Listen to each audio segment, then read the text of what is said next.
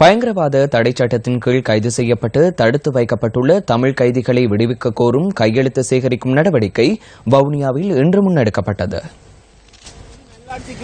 அரசியல் கைதிகளை விடுதலை செய்வதற்கான அமைப்பின் ஏற்பாட்டில் சமூக நீதிக்கான வெகுஜன அமைப்பு வவுனியா இலுப்பியடியில் இந்த நடவடிக்கையை முன்னெடுத்தது.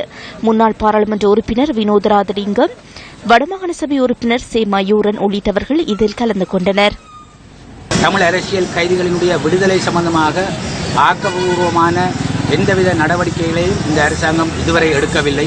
கடந்த காலங்களிலே மஹிந்த ராஜபக்சவனுடைய அரசாங்கமாக இருந்தாலும் சரி, தற்பொழுது இருக்கின்ற இந்த நல்லாட்சி எனப்படுகின்ற சொல்லப்படுகின்ற அரசாங்கமாக இருந்தாலும் சரி, இந்த கைதிகளின் விடுதலையை பேரினவாதிகளினுடைய கூச்சலுக்கு பயந்துதான் விடுவிப்பதிலே தயக்கம் காட்டுவதாக நாங்கள் கருதுகின்றோம். யுத்தம் முடிவடைந்து கடந்த 7 வருடங்களாக எதுவித நீதி விசாரணையின்றி, அதாவது நீதிக்கு புறம்பான வகையில் தடுத்து வைக்கப்பட்டுள்ளனர்.